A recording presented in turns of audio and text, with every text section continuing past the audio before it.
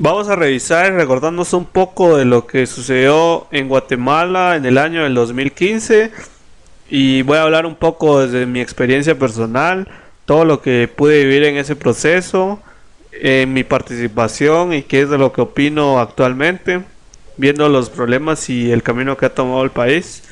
Y entonces vamos a denominar esto como la concretación de la democracia en Guatemala, porque realmente Guatemala ha venido saliendo de algunas dictaduras y todavía no ha consolidado un proceso democrático amplio, sobre todo cuando hay sectores de la población que todavía apoyan las viejas tradiciones políticas, a antiguos políticos dictadores y genocidas. Y entonces vamos a revisar un poco cuáles son los problemas de la educación también y qué es lo que está pasando hoy en día. Coloqué esta imagen porque se me hizo muy representativa de todo lo que se vivió en ese entonces. Si no hay justicia para el pueblo, que no haya paz para el gobierno. Y podemos ver por qué esa indignación. Unas consecuencias que tuvo este proceso para la educación y que no han sido superadas es de que lo que defraudó la línea a la SAT hubiera servido para pagar 3 veces el salario de 125,000 maestros de primaria de todo el país que ganan el salario mínimo. Los 1.000 millones que defraudó la línea hubieran servido para pagar 11 veces los salarios de 30,000 maestros de preprimaria bilingüe y no bilingüe. Y todo este dinero hubiera servido para pagar 5 años de alfabetización, de programas de alfabetización. Todo esto se manejaba en el 2015 y servía para indignarse. Y realmente lo que se vivió en la plaza fue una gran expresión de indignación. Aunque realmente siempre han habido estas expresiones de indignación antes y después. Pero la del 2015 tenía una característica de ser muy popular o de abarcar muy diferentes sectores. Por ejemplo, estaban los estudiantes de las universidades públicas, pero también de las privadas. Pero esta marcha en particular fue de la San Carlos, en donde el rector iba encabezando, y entonces la mayoría de la universidad se juntó y se formó una gran expresión. Pero como siempre, siempre estuvieron los indígenas con sus diferentes problemas y expresando también su indignación.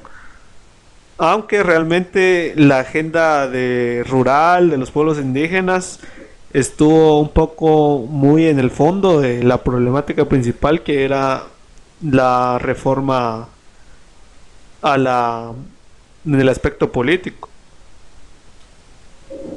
También estuvieron los grupos sociales sindicalistas, consecuentes, activistas de siempre, y otras expresiones como el del caminante que quería caminar a través de Guatemala para despertar un poco la conciencia de las personas, y también una participación de la niñez y sobre todo de la juventud, de la comunidad guatemalteca que está en otros países. También siempre apoyaba este movimiento, la música que se armó para esta para esta causa y las diferentes actividades que se elaboraban dentro de la plaza, donde ya la gente se entretuvo y un poco se afianzó de conciencia de los problemas del país. Todo este problema tenía un poco de relación con lo que estaba pasando en ese entonces, en donde existía o existe todavía un plan para para la prosperidad de los países del Triángulo Norte. Este es un plan que está queriendo ejecutar Estados Unidos para reducir la migración a Estados Unidos, y que va a priorizar en Guatemala 51 municipios, en donde va a haber una gran ayuda financiera, una cooperación internacional. Y entonces, en todo este marco, Estados Unidos necesita de toda la voluntad política de los países involucrados: El Salvador, Guatemala y Honduras, porque estos países del Triángulo Norte siempre han estado al borde de ser un estado fallido. Y realmente también por eso la CICIG está cooperando con el país para que no siga esta escalada de desastres que lo puede llevar a convertirse en un estado fallido. Entonces Estados Unidos está interviniendo entre estos países para intentar lograr su voluntad política hacia ese plan y hacia la ayuda que brindaba Estados Unidos. Pero como siempre, Estados Unidos declaraba que se sentía satisfecho por las reuniones con los presidentes del centroamericanos para el plan de alianza para la prosperidad, pero como siempre advirtió que eran necesarias acciones concretas. Básicamente, como hace Estados Unidos de que da créditos, de que da donaciones, pero algunas veces a través de ciertas condiciones que deben ser cumplidas. Entonces, en ese entonces, Guatemala estaba entre considerar si renovaba la CICIG o no. Por lo que la CICIG es un ente muy importante para que Guatemala no siga cayendo y sea un estado fallido. Por lo que Estados Unidos quería que se continuara la CICIG, y es bajo esa condición quería brindar la ayuda para el plan de la prosperidad para el Triángulo Norte. Pero como siempre los países de Guatemala que tienen una oligarquía rancia de lo peor y que creen que este país es suyo y que van a seguir haciendo con él lo que quieran, Otto Pérez Molina empezó a declarar de que no iba a aceptar una imposición de la CICIG por parte de Estados Unidos para otorgar una ayuda financiera. Y entonces empezó con el discurso de que nacionalista, de que Guatemala era un país soberano y todo lo demás, ¿verdad? Pero en todo eso, la CICIG ya era un modelo consolidado en la región y ya estaba comprobado que sí era un golpe duro a la impunidad, cosa que los presidentes del Triángulo Norte, especialmente Guatemala y Otto Pérez Molina, no querían, debido a las prácticas tradicionales corruptas de siempre de la clase oligárquica del país. Y obviamente en los sectores populares había un gran apoyo a la CICIG, en donde se apoyaba cualquier tipo de reforma que cambie el poder político en este país.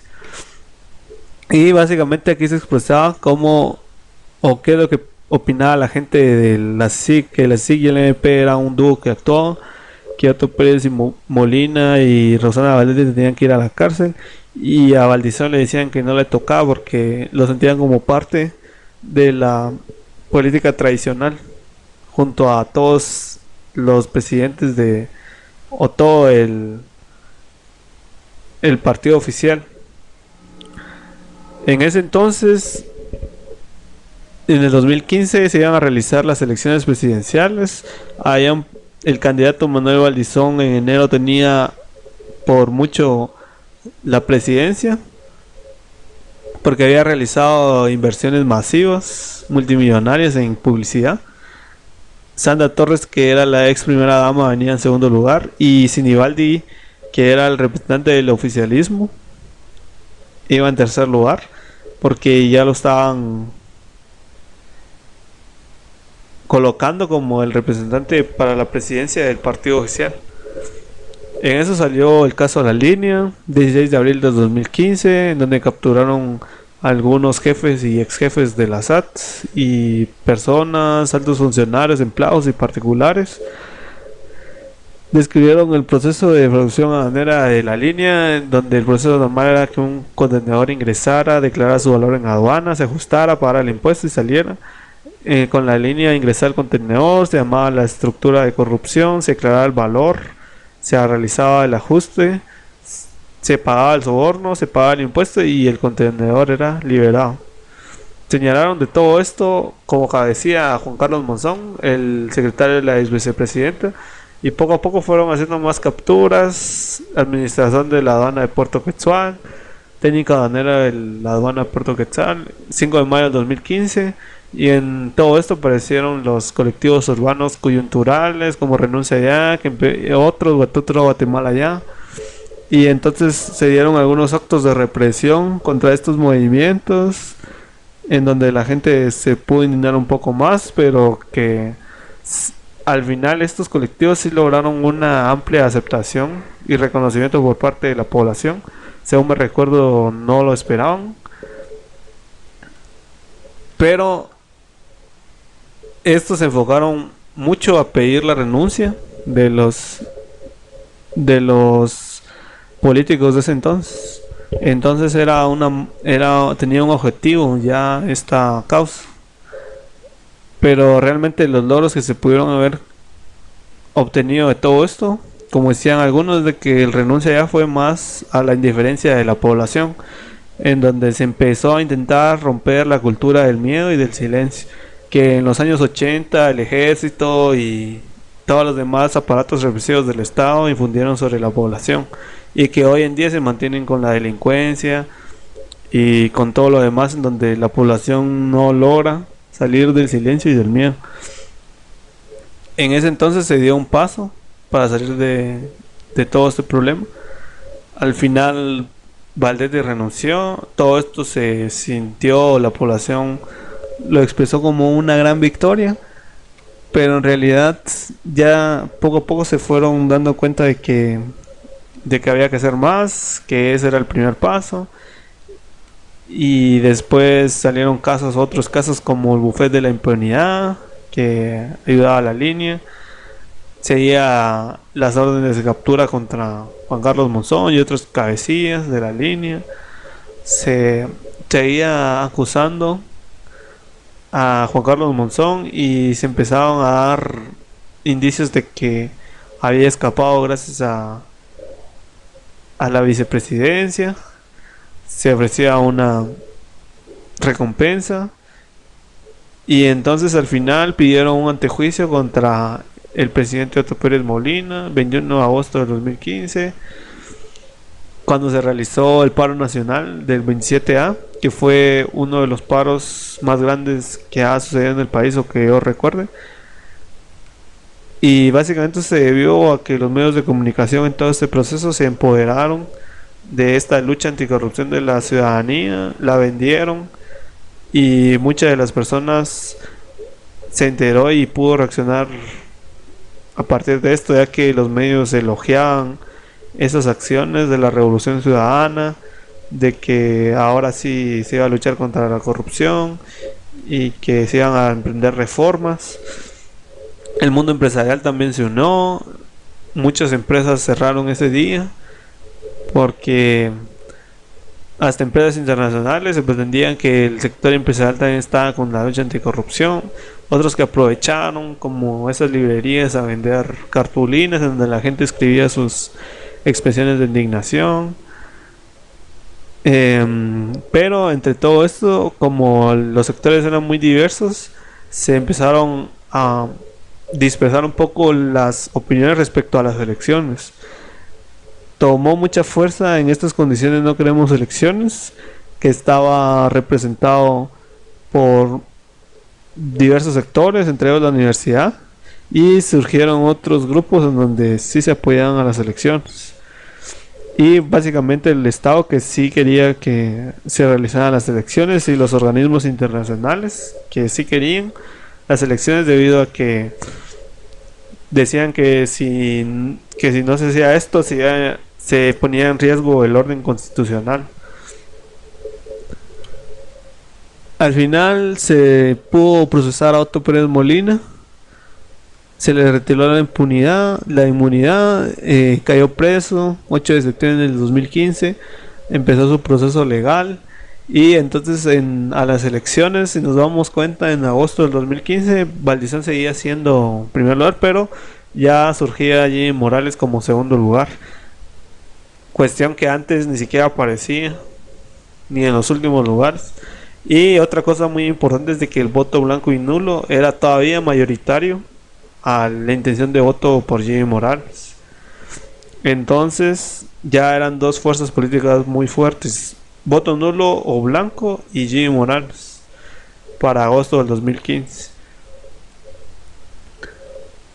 Al final, el último golpe que le dieron a la vieja política, como se llamó en ese entonces, fue una solicitud de antejuicio contra Edgar Barquín, que era el candidato a la vicepresidencia por líder, y le presentaron cargos de delitos de asociación ilícita y tráfico de influencias.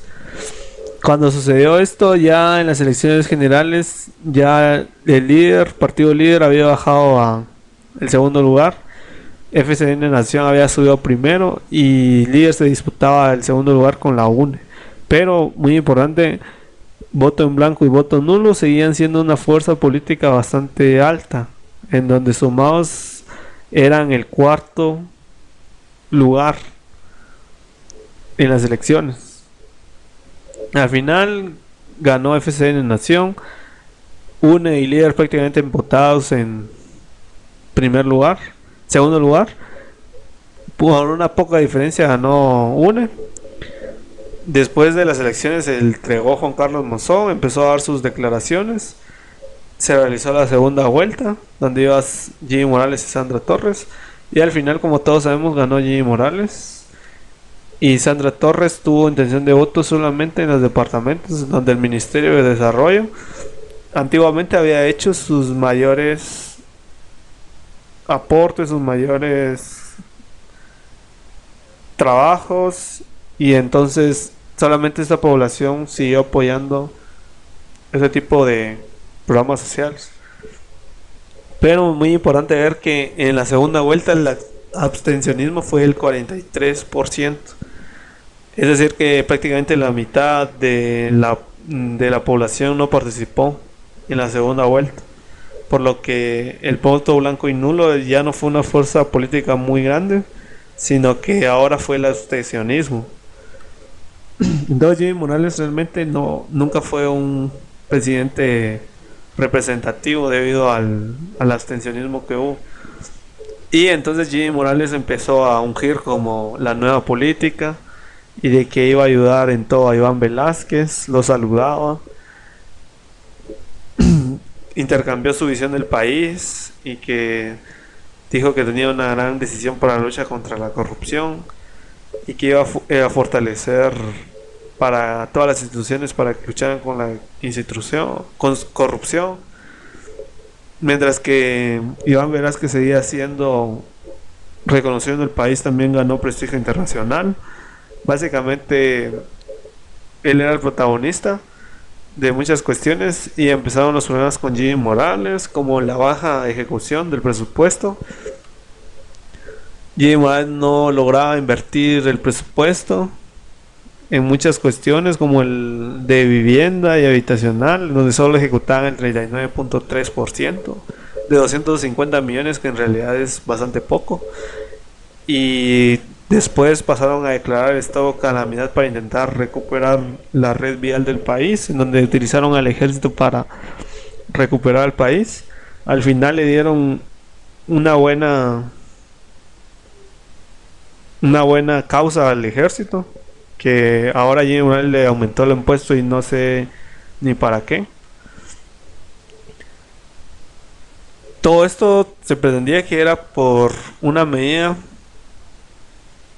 de invertir bien el dinero, es decir, de gastarlo conforme a ley, más específicamente a la ley de compras y contrataciones, donde se supone que era demasiada burocracia y que eso hacía retrasar la ejecución y que por eso las carreteras y la infraestructura seguían mal. Pero esto sucedía en todos los ministerios prácticamente, en el de desarrollo, en el de salud, y también en todo esto está implicado el caso del Odebrecht en relación al PP, 18 millones de dólares.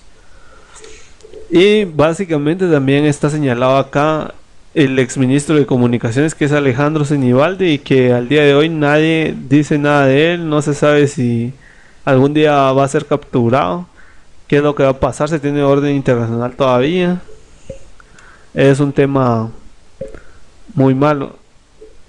Que Alejandro Sinibaldi, por ser de la clase burguesa del país, no ha tenido todavía su rendición de cuentas ante la justicia.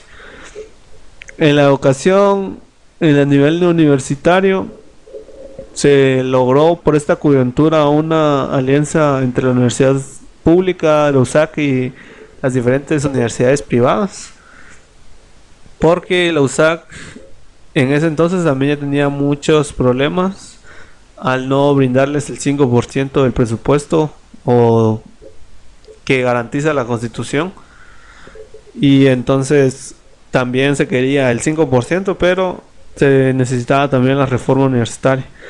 La reforma universitaria fue el proceso que empezó en el 2010 con la toma de la universidad durante varios meses de EPA, que era Estudiantes por la Autonomía, y que al final establecieron algunos puntos para realizar la reforma universitaria, como que se tenía que mejorar el acceso a la educación, o por lo menos había que debatir esos temas, el uso social del conocimiento, cómo se iba a repartir los recursos con algunas escuelas que quieren volverse facultades, y la pertinencia, calidad de la educación, si la investigación tenía que ser ligada a la extensión, cómo se puede mejorar los niveles de investigación de la universidad, y el uso de los conocimientos generados, si va a ser para